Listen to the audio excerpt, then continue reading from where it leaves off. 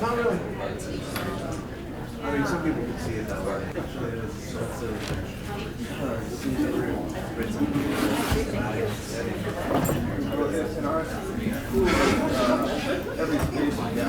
Thank you. I want to welcome you to the session.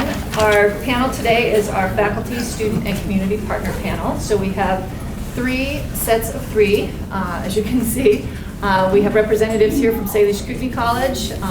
We have representatives from the University of Montana, and our final team down there is from Flathead Valley Community College. So I'm Andrea Vernon. I'm the director of the Office for Civic Engagement here on campus, and I'll be helping to moderate the session. We'll just kind of pose some initial questions to each of the trios on the panel to get started, and then definitely feel free to raise your hands with questions as we go as well.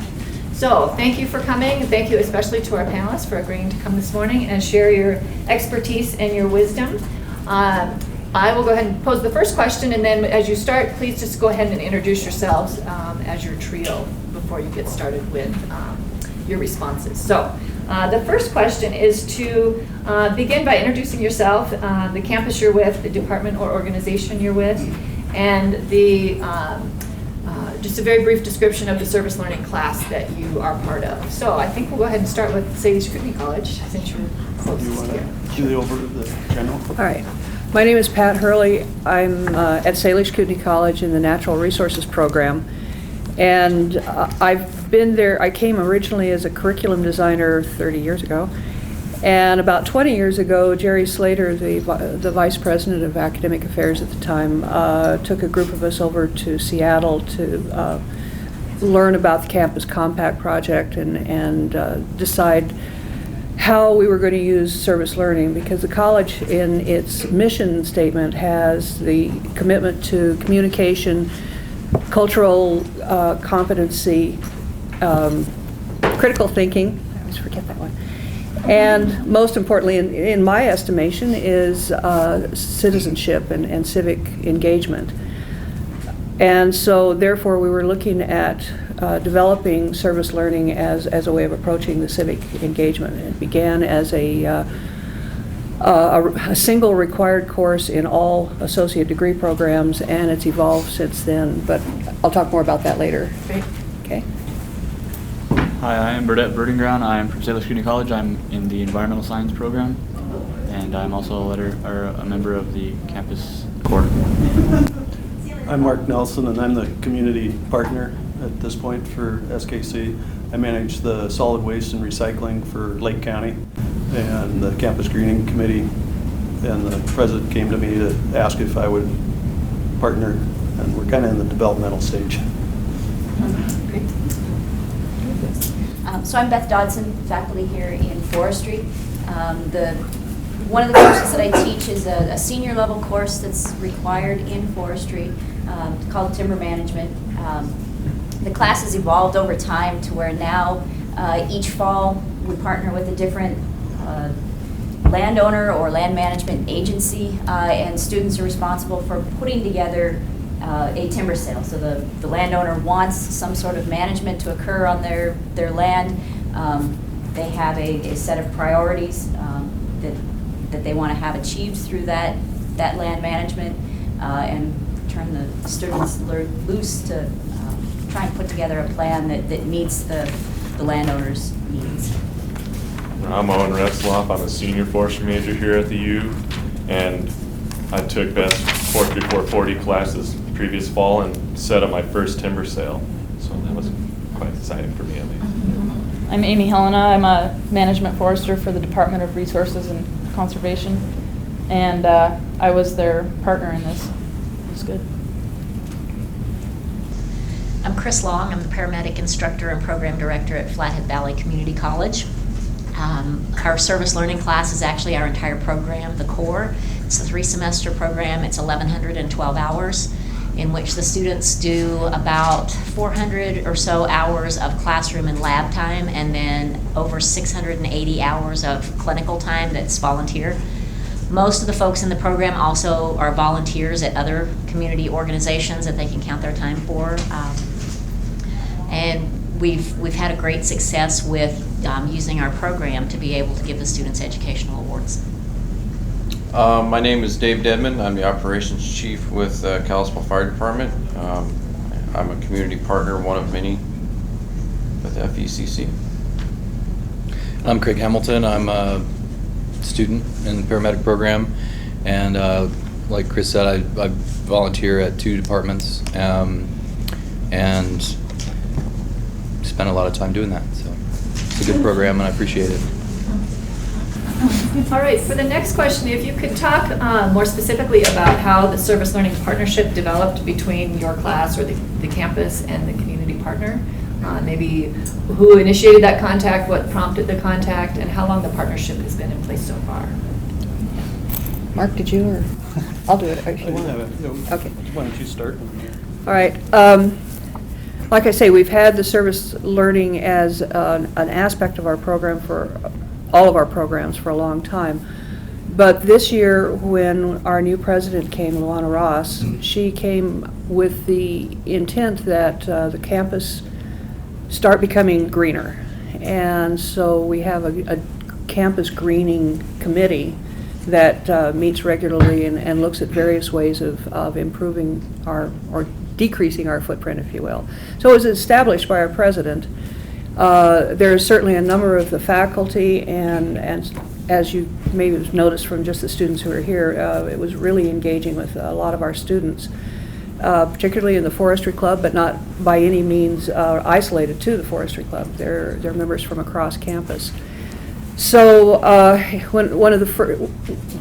I would like to think one of the low-hanging fruit, no offense, of greening a campus that produces so much paper and so much garbage is to develop a relationship with the waste management program of Lake County, which Mark is representing. You want to speak a little? And low-hanging fruit it is, which is not to say it's under, it's not necessary, because it really is something that will help both the footprint of the ecological footprint of the campus, but also it'll help finances at the campus, because they have to pay to get rid of any garbage they create, and that's not cheap, and anything they can recycle, and my goal is to work with them to develop ways to get more things recycled. Some of the stuff that we're kind of, like I said, we're in the development stage of this project. They've already started some recycling on campus. We want to look at how can they improve that, what can I do to assist. I have statewide contacts. I'm also president of Recycle Montana, so I can feed them into state resources as well as what I can do locally. But we've talked about having an e-waste event and having student volunteers come help me with that. I'd like to, we're going to develop recycling and sustainability on the campus, and I'd like to use the Forestry Club ultimately as one of my educators to go out, if not to the general community, at least to the campus community and the tribal council, and talk to them about what they can do. And the real heart of the system has been the activity of the students. Burdette representing both the Green Committee and the Forestry Club. Would you like to say it? Both the clubs, the Green Committee and the club, they merge together. I mean, they're pretty much handling the same issues. And the Forestry Club is more of like the hands-on of the recycling and stuff like that. We take care of do all the labor, I guess, like that. And then the Green Committee is where we kind of discuss the management issues of it, and they just merge together. And there's also other aspects. There's other clubs that tie into it too, not just those 2 clubs. It's not just those 2 clubs the Green Committee is not a club, but the committee and the club, they don't just work together on it. It's actually like a whole campus thing. Actually, more students are involved, almost all the campuses involved. We just take people who are volunteering and stuff like that. So it's more of a wide campus thing. Everybody tackles it and it's kind of getting everybody involved. And our next step is to reach out to the community to get them more recycling. All right, Beth? Ours has really evolved over time. We started out doing some projects. The class did some projects on the Bandy Ranchers, which is one of our university projects. I think it was working on a state grant that we had up there, and having to work with one of our adjacent landowners. Got talking with them and decided, hey, this would work well. They didn't know forestry real well, wanted to have something done. It was a great opportunity to bring the class in.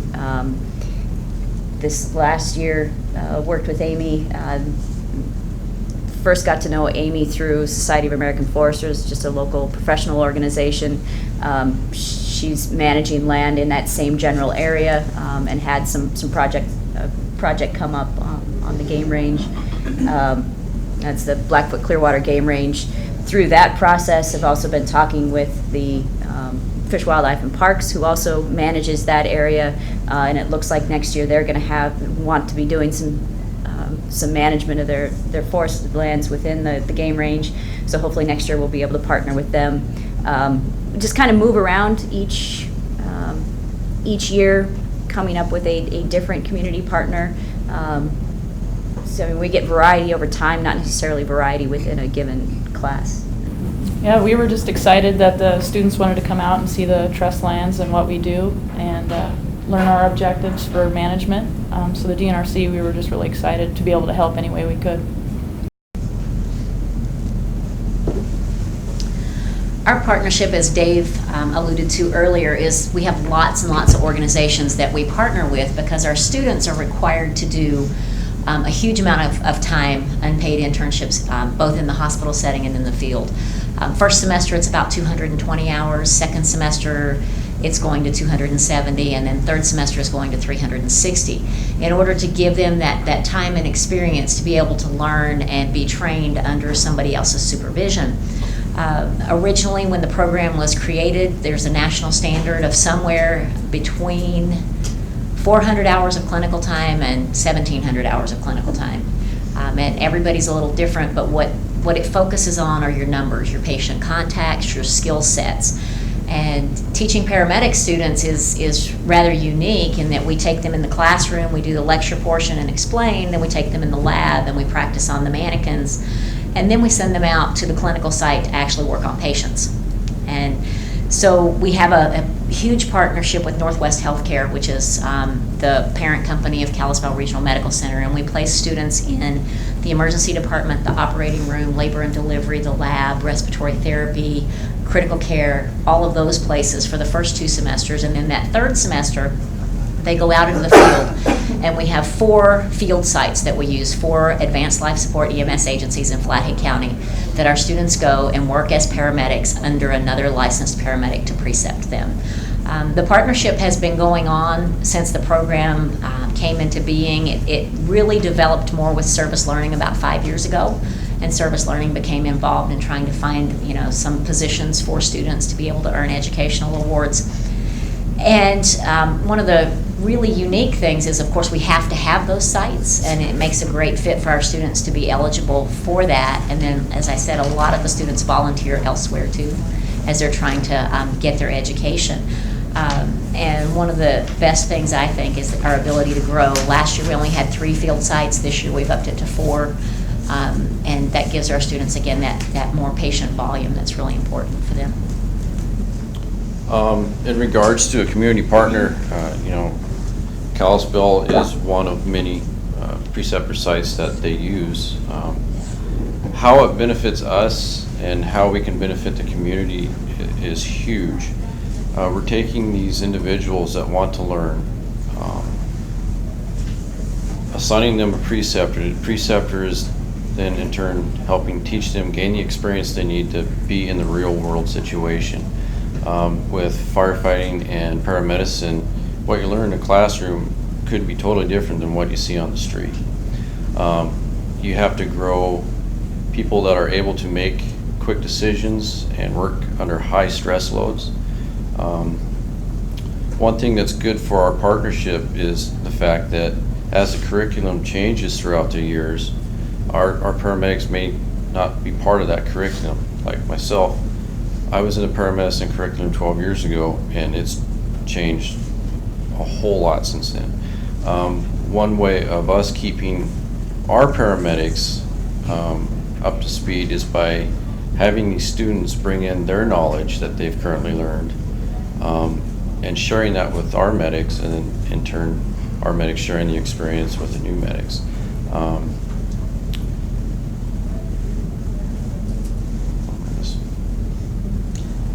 think that's about it. There's a lot of benefits to it. Another aspect for us personally is we get to know the people that might be applying with us in a couple of years. We get to know the people, how they work, if they're going to be a good fit, and that in today's job force, that's a huge deal.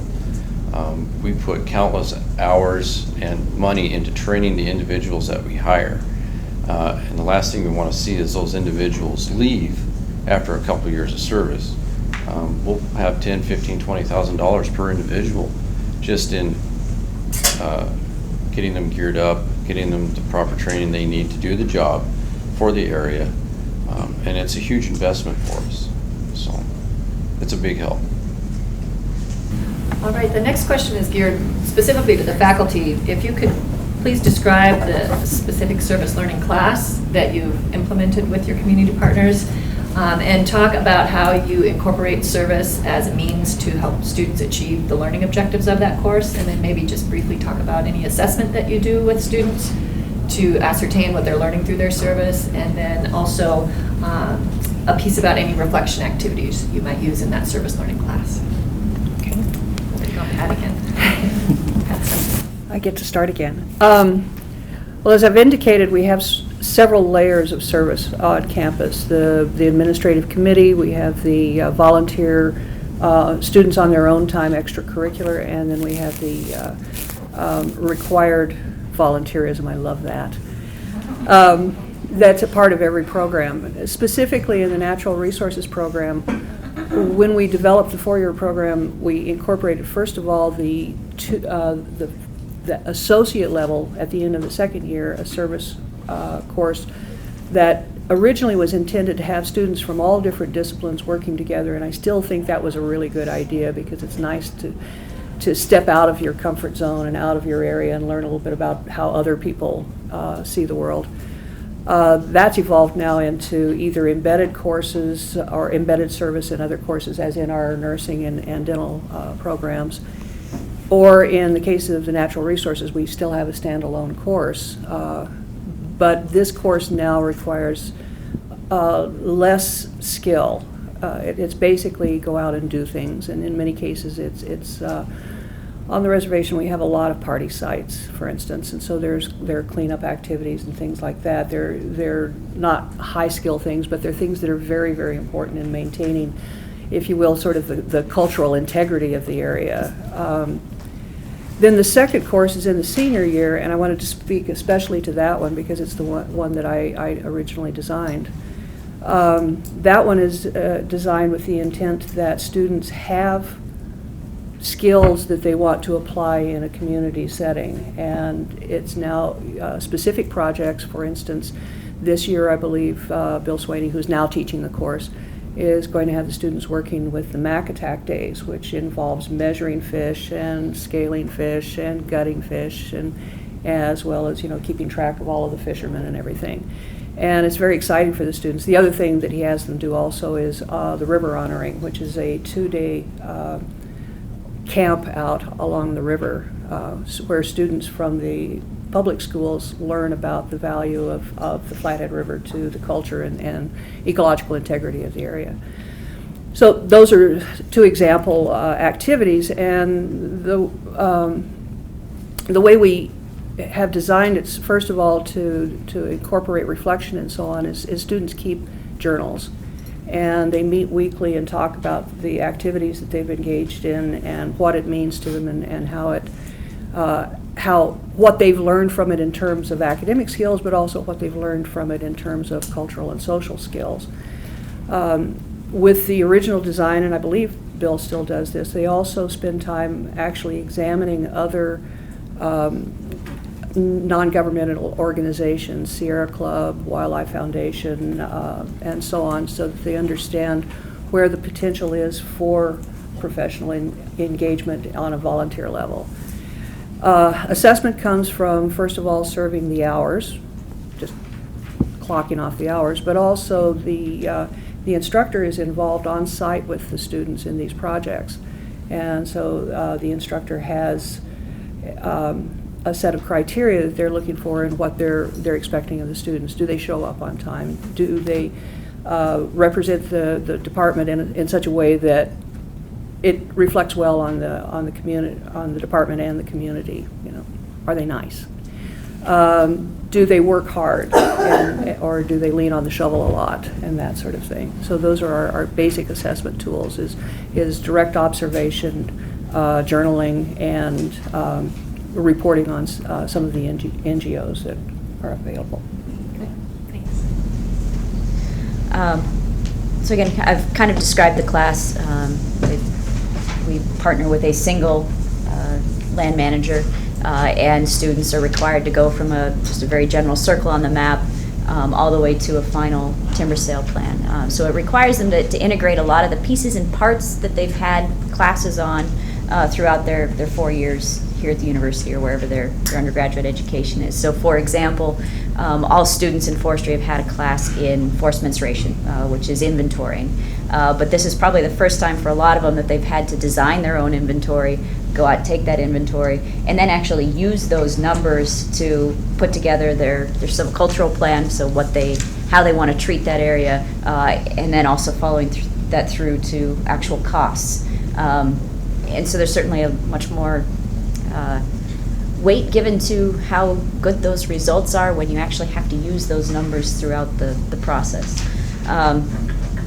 In terms of assessment, or I guess our class is a little bit backwards from a lot of others. We're not using service learning to support the lecture material. Usually the lecture material is used to support what they're doing in their project, so that the entire class is built around this in-field group project. Class, we meet once a week.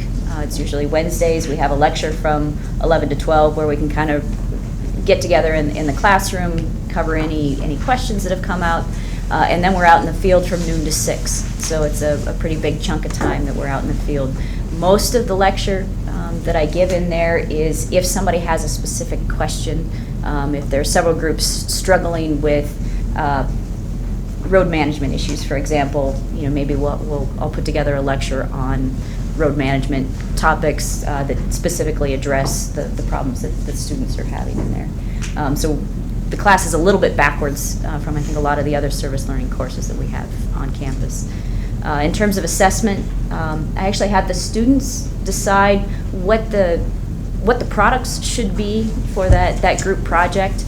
We know what the end goal is, but I kind of have asked the students to come up with what's a logical grouping of tasks for those individual products. Also have the students decide when those products should be due.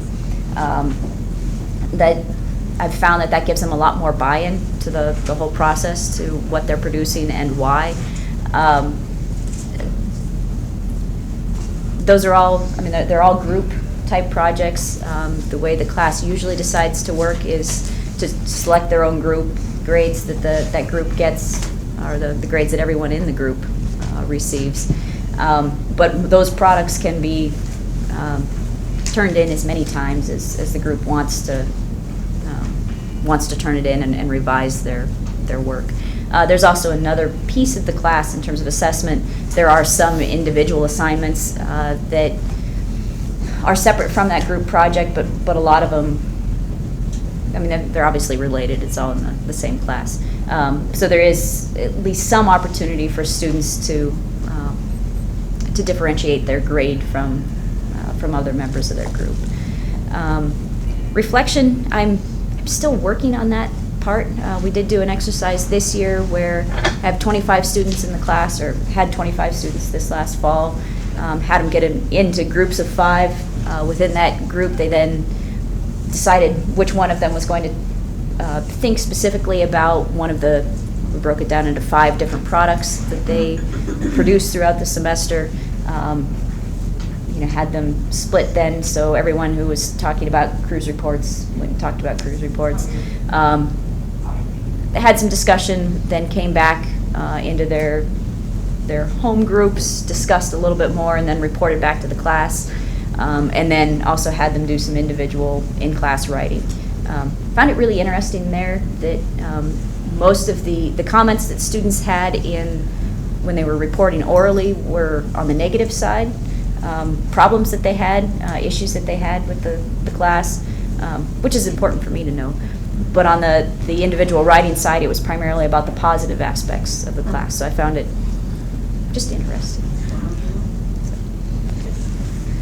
I've already kind of explained the basis of our program as well, but one of the things that we do is we have a lecture portion and a lab portion. It's a block class, so it's 8 credits a semester, 2 nights a week. Craig and I were actually there till 10 o'clock last night doing both those things, lecture and lab. And they don't count lecture time, but they do get to count their practical skills labs time and anything they're doing in that.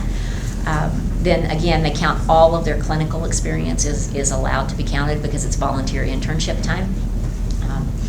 Some of the things that they have to do and document for is we have a clinical notebook, and when they get it, it's a 2-inch 3-ring binder with all their paperwork in it. It's not full.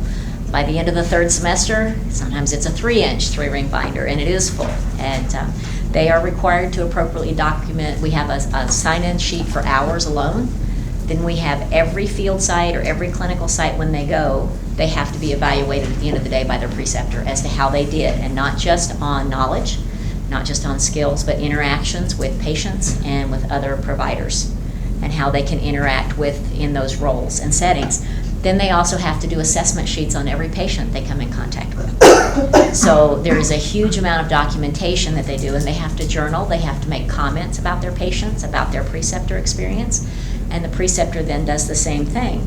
They turn all of this into me at the end of the semester, and I sit down and start reading through, and if they have an issue with a field site or a clinical site or a concern, they can bring that to me early, and we can discuss it at that time.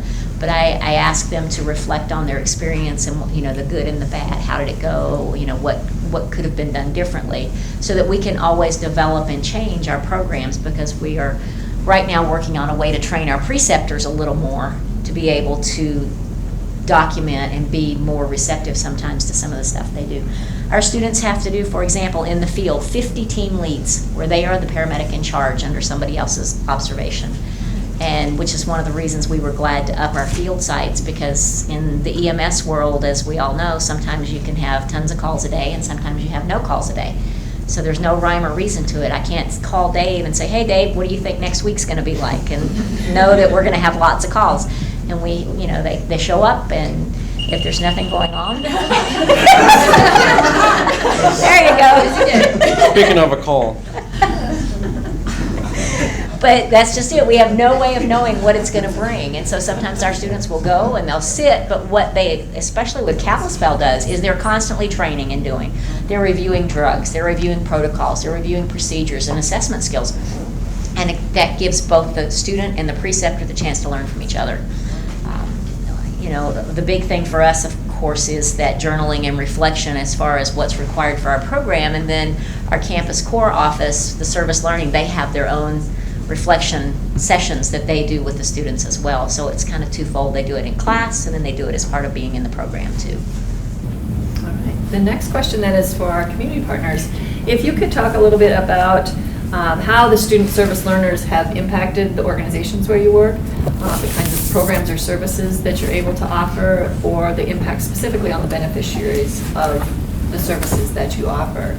And also, if you could talk more about the role you have in helping to determine what it is that the students are doing. Is there a sense of reciprocity between the community partner and the campus? How does that work too? So we don't need to keep going in the same order if we want to mix it up. But Mark, if you're ready to go. I can go. You can launch it. Like I said, we're still developing what we're doing, but some of the things, impact-wise, is with the way. First, I should probably clarify that Lake County's recycling program is also in its infancy, just like our service learning project related to it. I mean, we've been recycling, but we've kicked it up a notch, and I want to kick it up a couple more notches. One of those things are special events to recycle. Electronics is one of the things we're looking at right now, and kind of floated out a proposal at the Greening Committee yesterday about doing that, and there was buy-in that we're going to work towards that. So what I need is some temporary help for those special events, because as a governmental entity, I get to run at a bare bones minimum of employees, and I get, I'm fortunate I get to have that one extra person to fill in when everybody else is sick, because I have money in my program.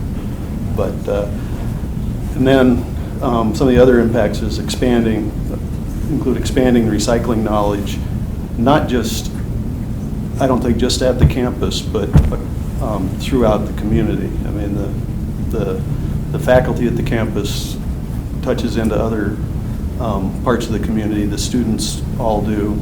It's because we have students that are more traditional and non-traditional, I think we can have a good effect. So there's some synergy that I'm looking for from that. The beneficiaries are the citizens and the environment, but it saves, the recycling not only saves the campus money, it'll save the tribe's money, because they also pay for their waste separate from what the college pays for. The county itself pays. All our garbage comes down here and goes up on the hill above the interstate for anybody who wants to know where it goes. And we pay for that service, so we want to recycle as much as possible. As far as programming I offer, like I said, since we're developing, I guess that's part of the reason I'm here, is to learn more about what I ought to be offering and how to make it work for the students. And to that end, I need to work with Pat and other faculty members to make sure it meets whatever the academic requirements are. But I also want to work with the students to find out, I mean, I think some of what, Burdette and I have talked before, and some of what students want is not just for the class. They just want to do the right thing to get recycling going. So. Well, we don't have a defined program.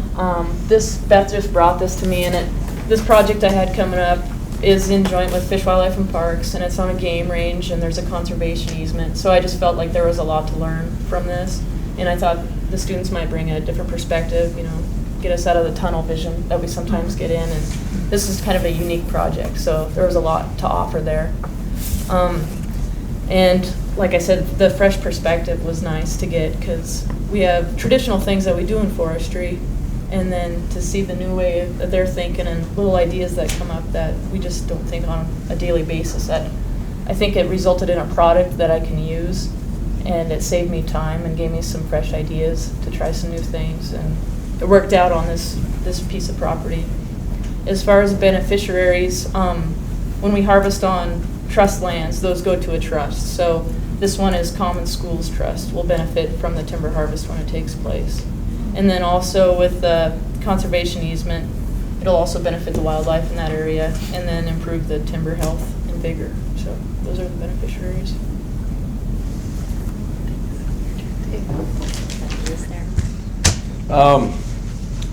So describing how student service learners impact our agency. As I mentioned before, they have a pretty close-knit spectrum. This is what you can do and this is what you can't do. That's through the curriculum.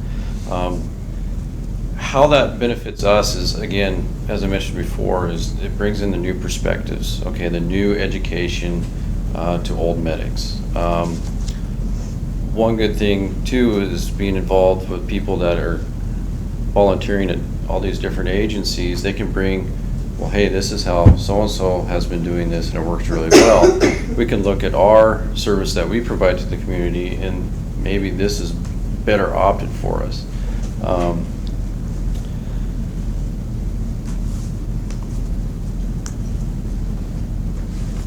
The programming that we offer, of course, it's all set by DOT curriculum, certifications through the National Registry and through the state. How does this benefit the beneficiaries of our service? Well, anytime we have a patient contact, it's going to be a benefit. These people are highly educated, providing a service to the community. And granted, when you call 911, you're probably not having a good day. So they're there to be a benefit to them.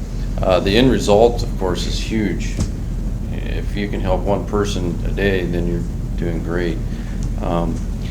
Through the continued education, always setting the bar higher for the students and also for the certified paramedics that we currently employ. We're increasing that service to the community, and that's what fire service is all about. Thank you. All right, the next question is for our students. We'll hear a little bit more from you. If you want to talk a little bit more about what attracted you to the service learning class. In some cases, it was probably a requirement, so you had to do it. But also what you've learned as a result of this service learning experience, how it's differed from other classes you've taken on campus, and maybe also if you can talk about if it's had any influence on your choice of career or your major, that type of thing. What kind of path has it maybe opened doors to, if so? So, Burdette? Sure, I'll talk. First, what attracted me to the service learning was not just, I was part of the recycling the year before, and we tried to get it off the ground, and it kind of didn't work too well. Mm-hmm. So then the following year we went straight forward again, and the president had helped as she was getting the message across to the school that we're going to do this. And then not just me, are the students helping on campus. The thing that attracted me to the service learning course, or the campus core, was to influence the communities, and instead of just having the students do it. Like Mark said, influence everybody else so that it can do that, or so everybody can get recycling in the community. And then because the reason I wanted to recycle is just because I started recycling in my house, and then all the bulk, and I was just like, oh my God, it's horrible. So, and then I just figured we can influence more than just the campus, and I just wanted to help out with that. And then the things that I've learned as a result and the experience is just how big of an issue it actually is. Instead of just when we went for it, we were just the campus and the community is going to be a year-long process and we'll get it all done.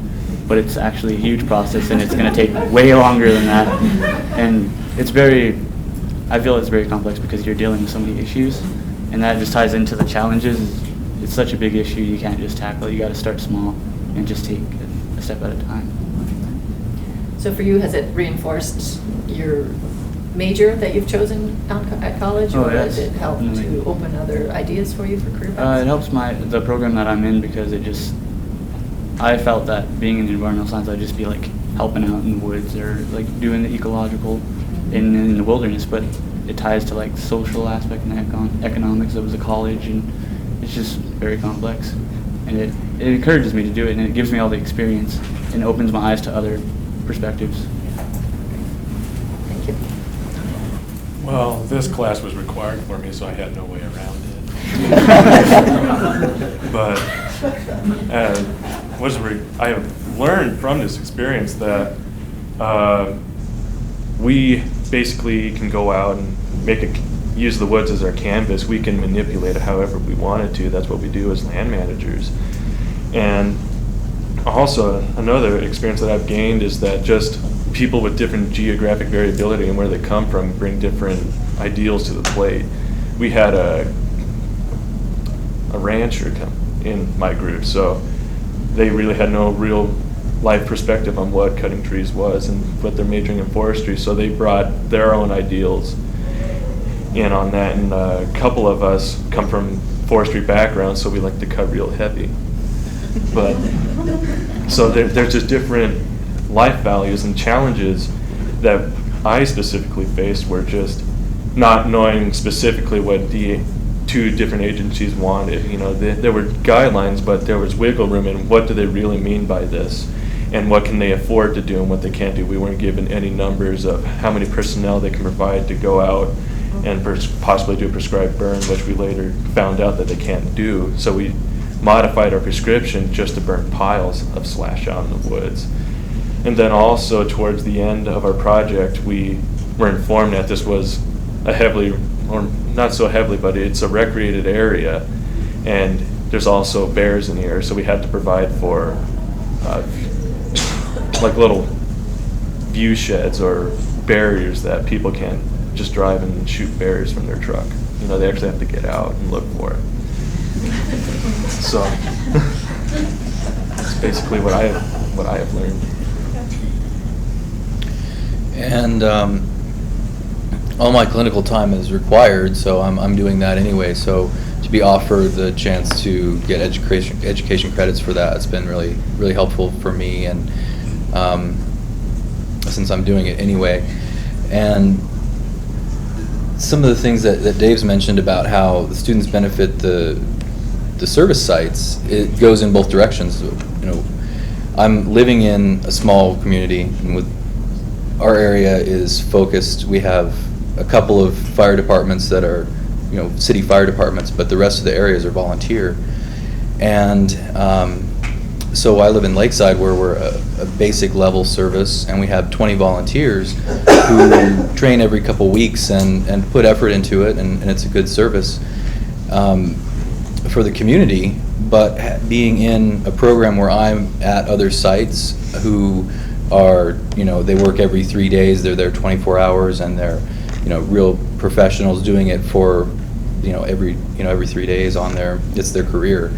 I can bring that back to my department, which is, you know, on an as-need basis. People respond from home or work as they can, and bring that level of education and professionalism back to people who don't have the time or aren't doing that in their lives.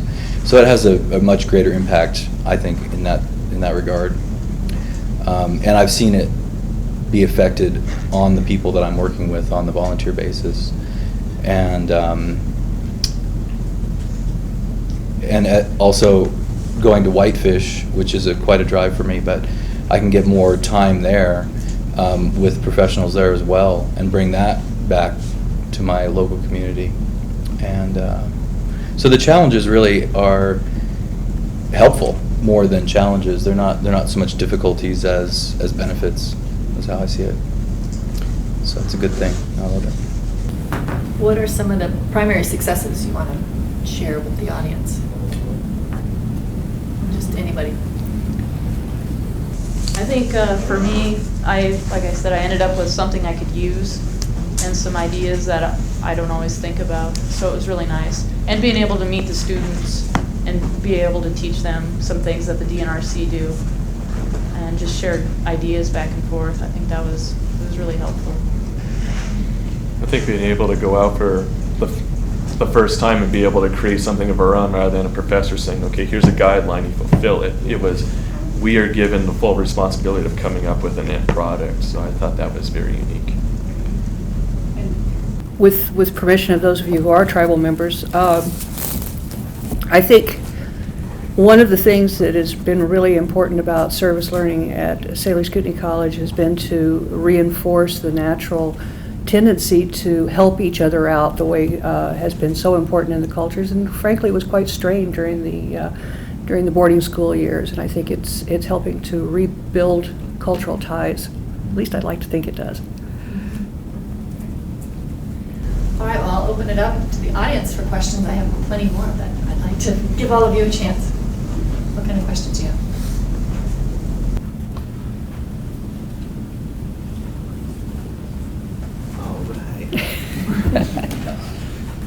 A question for Chris, Dave, and Craig. I just wondered, first off, if service learning has been incorporated for all of your students that are participating in clinicals, and well, maybe it's not an if-then, but I'm also interested to kind of find out, Craig, like your experience participating in service learning for your required coursework or clinicals compared to students who maybe are doing clinicals, whether in the EMS program or nursing or other health sciences, who are not participating in service learning. If there's a difference there that you can identify. I can't really speak to the other people's experience because I see different levels of available time, interest, and dedication. They're all involved in the rigorous program, so they're clearly dedicated. And some people are, they put in at least 24 hours a week at a department. Maybe they're paid per call, maybe they're paid, $2 an hour plus per call, or, maybe it amounts to, for instance, my paid time, which I don't count. If I'm on 24 hours and I spend 5 hours on calls, those 5 hours are reduced from the time that I log in. And I average maybe $2 an hour. So that's not a consideration as far as why I'm doing it. And so I can't speak to why other people are doing it, but I'm surprised that out of a class of 10 that we have, 3 to 5 participating in it. And if I didn't need the education award, I would be doing the same thing I'm doing, but leaving that award open for someone else. That's how I view it. So I appreciate that it's there for me. And as a result, though, I do spend, I don't know if I spend more time doing it as a result of that, because my feeling is that as many different types of, every call is different, so experience is the key to being good at what you're trying to do. And so I need to be as active as I can be. And if I'm living in Lakeside and we had 240 calls is all we had in the year, in Whitefish there's been over 300 already in this year. So that's more than last year that we had in Lakeside, and I could only respond to around 150 of those, and they're at a basic level. Whereas if I go and spend time in a department that has an advanced level, then I can participate in those and get that experience. So for me, the experience is really important, and I'd be doing it either way. From my viewpoint, one of the things that I see is, I'm like Craig, we have 10 students who are finishing up this semester with their third semester, and they'll be testing registry in May. 3 to 5 of them are doing the Campus Core program, and they're all offered it. First week of class, Janaea comes and visits with the students and talks to them about what they're eligible for, and some of them are just like, no. And I don't quite understand that, because they're required to do the hours. It's all volunteer time, and that's a huge portion of what they're trying, that slot they're trying to fill. And most of them, like Craig said, either work or volunteer at other agencies. There's a lot of community service in this group, but trying to motivate everybody to do it. And I sometimes wonder if the feeling is the record keeping, but they have to keep the records anyway. They have to do all the logs for us, and then it's just a matter of taking your time log and balancing it with your clinical log and saying, okay, I did all these things. So while I would like to require it, you can lead a horse to water, and sometimes they're just not going to do it. But I think it's huge, and we do highly recommend it at the very beginning of the program. Yeah, So, one of the components that's typically in place with the service learning course is the reflection piece for the students. And so I would like to hear from the students' perspective, what that was like for you, whether you saw it as a benefit or a hindrance, how that worked for you, the reflection piece specifically. I've attended, in my last session, I attended a reflection session at the college from the Campus Core, and so, and none of the people from my group were in there at that particular one. And it was interesting. It was, we read a piece, sort of a poetry piece on, it was interesting. I won't go into it, but so it gave me a chance to think about things that weren't related to my service, just about service in general. Okay. And but what I wanted to say is that in our field, we run review every time we go out on a call. We review it amongst the people who are on the call. Mm-hmm. And because of privacy issues, in an education setting, generic facts can be shared, but not specific facts. And so that serves for me as reflection for every call that I'm on with the people that I'm on it with. We discuss it. What did we do right? What was the logistics? What were we thinking if something had gone differently? All those things. So we reflect on every piece of direct service that we do. How it was done in my class is Beth took our groups and broke them up, and then we mixed up with members of different groups, and we all discussed our particular challenges that we faced, and then we also expressed what we actually benefited from. And then that was just nice of getting different perspectives of what other people had to face, because we all didn't work on the same stand. We had variability amongst the landscape we were working with. So, and then we took that broken up group, and then we went back to original groups and expressed what other people had thought.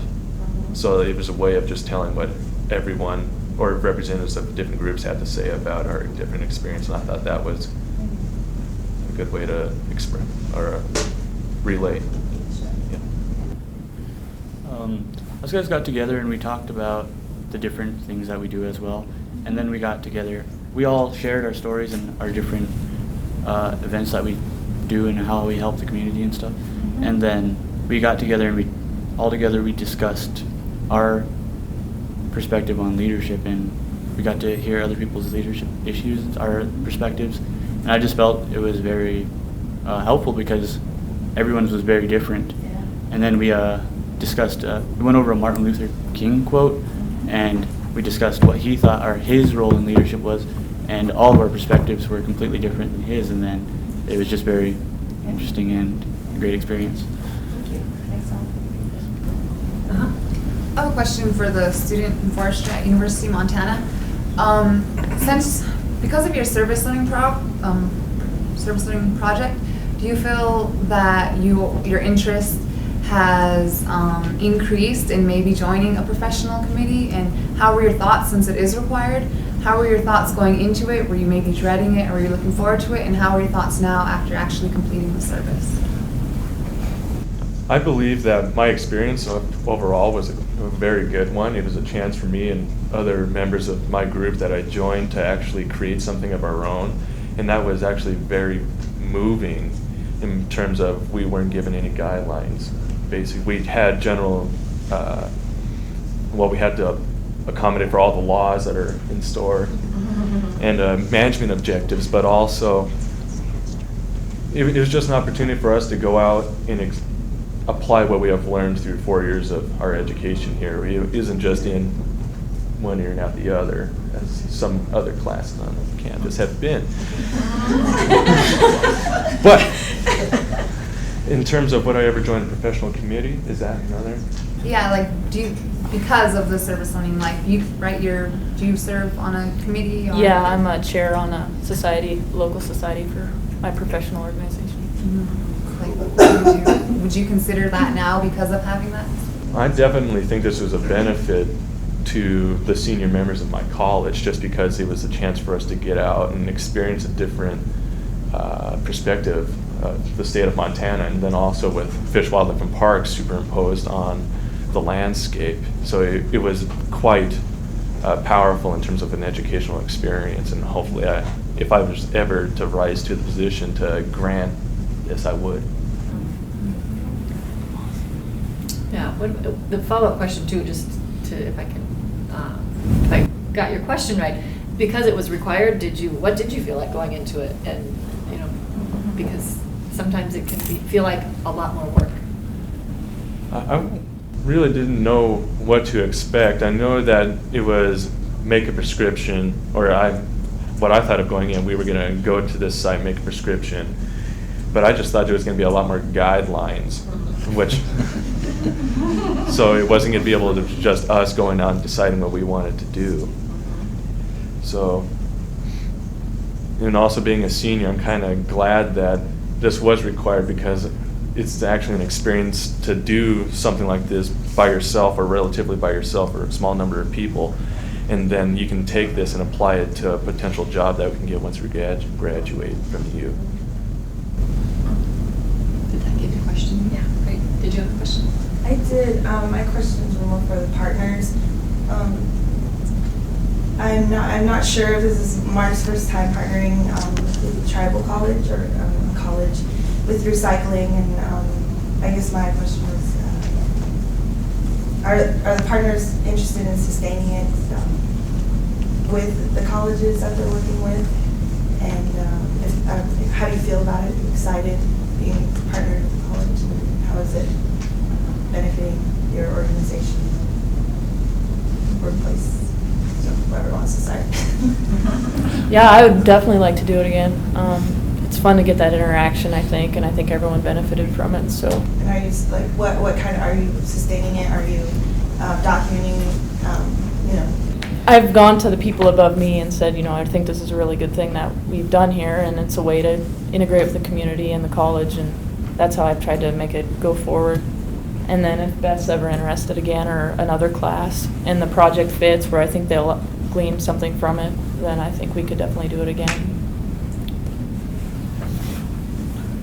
I guess, you know, I mean, I want to see ours develop so that it is sustainable, work to that so that we can keep doing it and figure out ways to I mean, as we get more and more developed into the recycling, it's going to become a challenge as to, okay, what are we going to do next in the partnership, you know? I mean, I think that'll be our biggest challenge, is how to grow the projects so that they are a challenge to, I mean, as a student, you want to be challenged a little bit when you show up, right? And I know that, you know, we are from, you know, the college and the transportation center. We're in Pablo, so, you know, and Pablo's pretty small. I've been there, and the college, it has a lot of the groundwork there. We're really widespread there. And I was just wondering, have you ever thought of going to the college before we partnered with you to get recycling?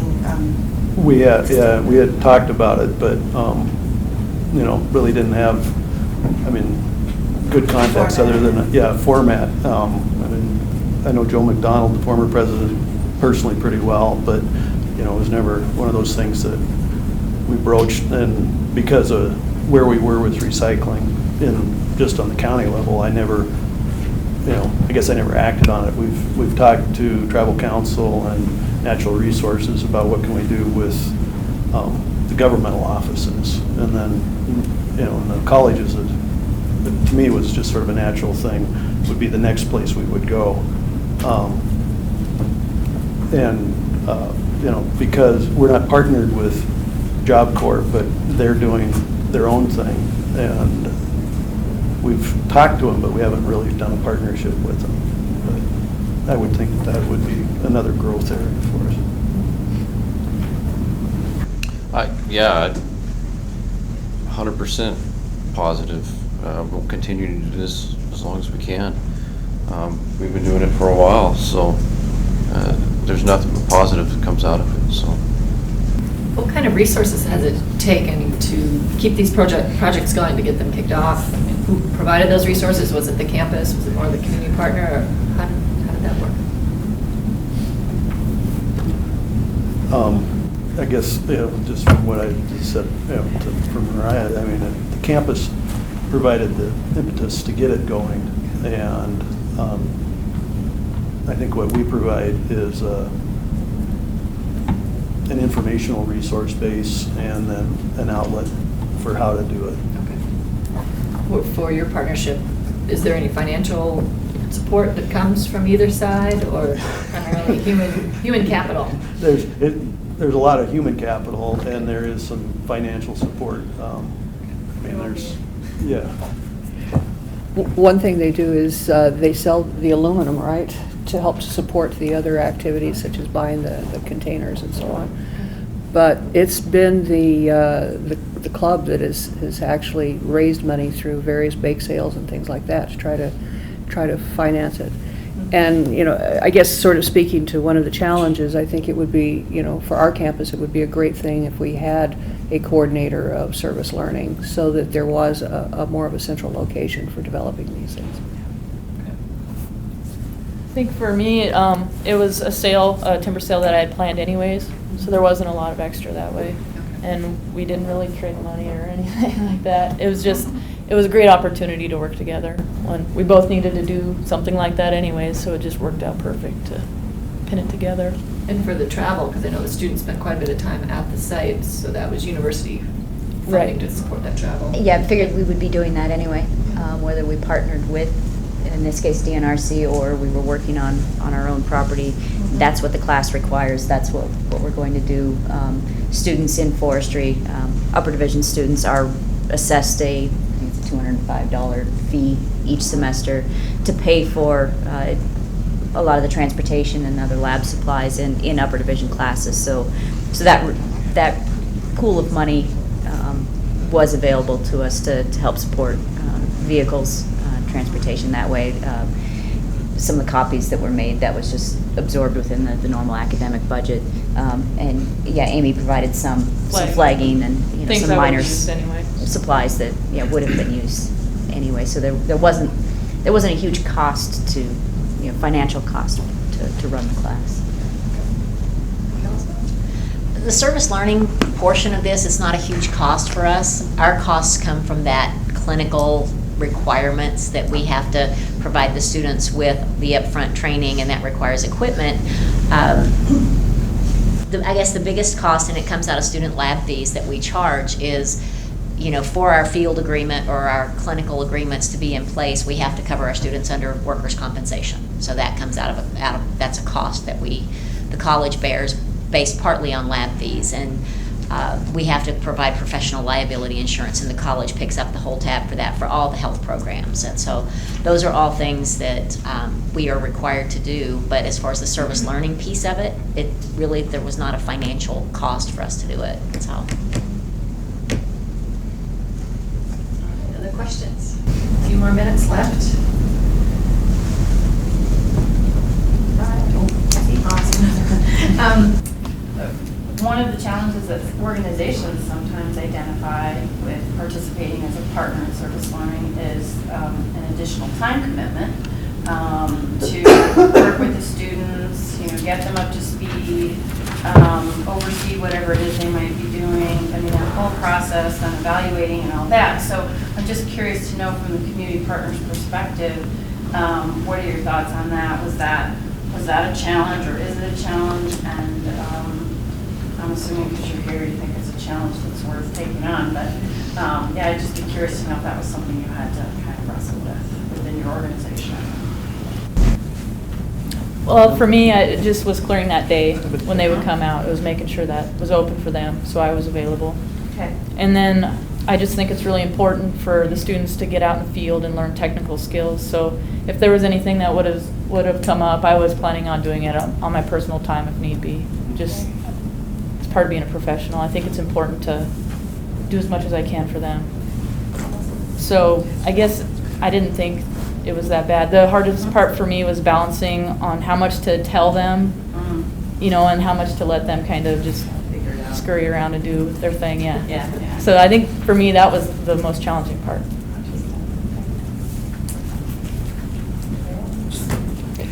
Well, I could respond to it sort of in a different venue.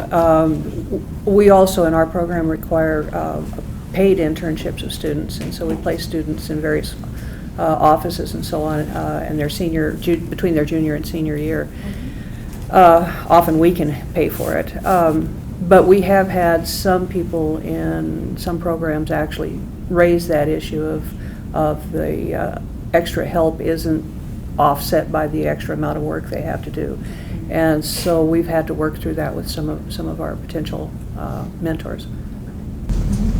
And I guess, again, on somewhat a roundabout, obviously I'm not a community partner, but I've noticed as we've developed this class, that a lot of the professional community has been thrilled to be asked to come into the classroom.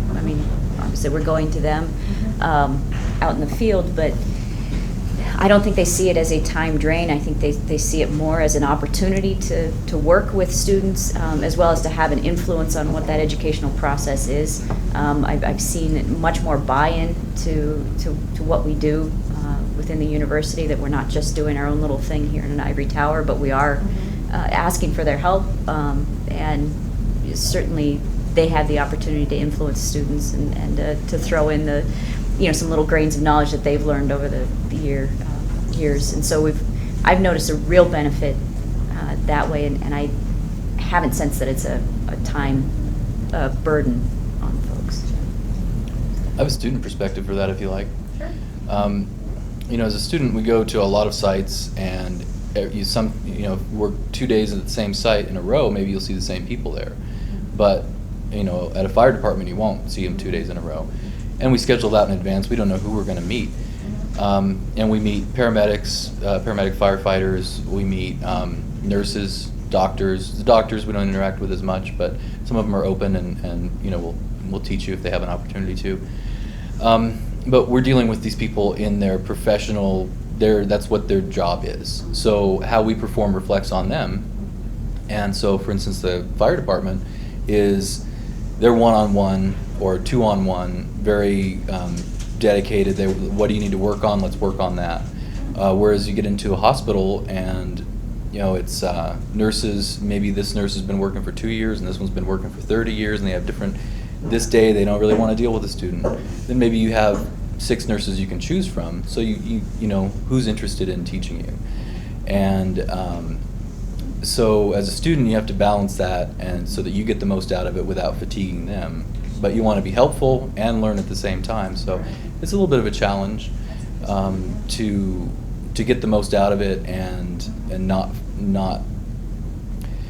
stress anybody out. Right. Because they're doing their job and obviously they're going to be better at it than you are. Sure. So you need to learn without getting in the way. Yeah, thank you. Yeah, you're welcome. Mark or Dave, anything to add to that? From my perspective, there really isn't a burden.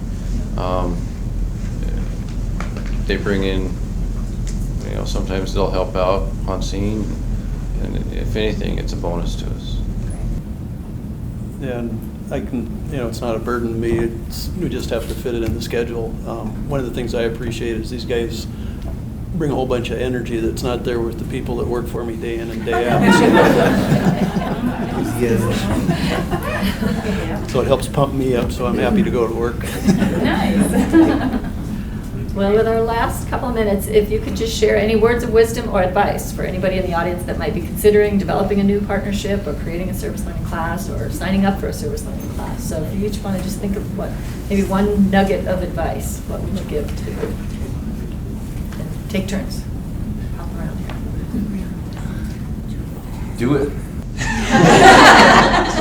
Do it. All right. I guess I've found that it's very important to be very clear with expectations ahead of time. So in talking with Amy or with someone else, that land manager that we might work with, let them make sure that they understand. Okay, our goal is to provide a product that you can use off the shelf or only have to modify a little bit. However, keep in mind that they are students and this is the first time they've been through the whole process. Cost analysis is one piece that just historically, if you're not doing that all the time,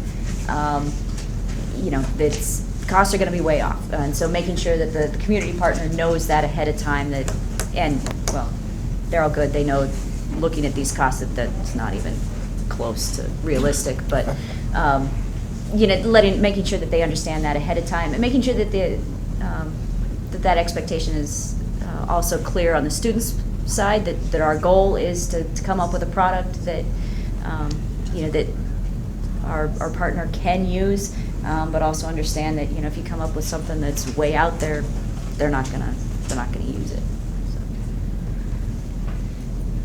One of the things that we're actually doing right now is we have a new program coming online hopefully this fall in emergency management. It was approved by Board of Regents last week. And we are looking at service learning component for that as well. And because emergency management is just a different focus from what I'm already doing, it was really easy to roll that program into some service learning time too. And hopefully to allow the students in that program, their capstone project will involve them writing a disaster plan for a school or a locality or a business and to use that as service learning time. So we're really hoping to get that on the service learning side too. I think that from the faculty's point of view, it's really important to help the students to understand that what they do is not simply going and doing something and coming back and going home, that they need to see the broader view of how service fits into their lives and to the lives of their communities and how they can continue to do this as a lifelong engagement. And so it's not just a matter of keeping hours.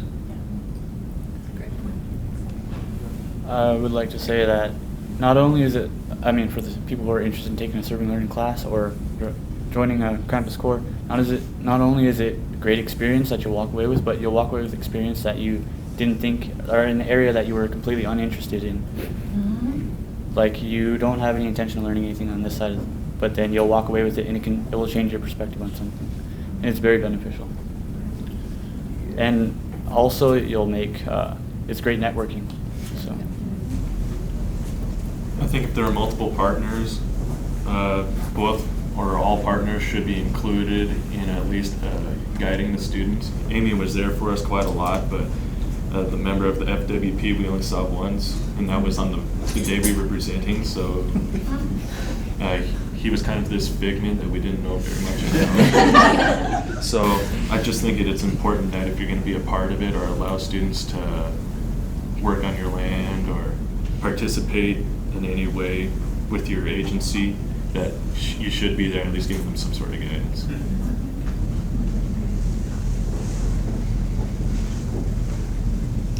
And that goes to what I was saying earlier.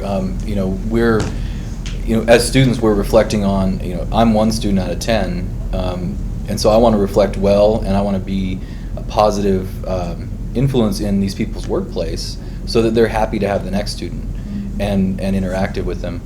And some days, you walk away and they're like, well, you helped me so much today, thank you, and it's rewarding.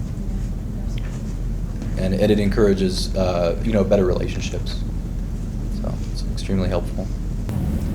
Those are very valuable insights from an experienced group, so please welcome me or join me in thanking you.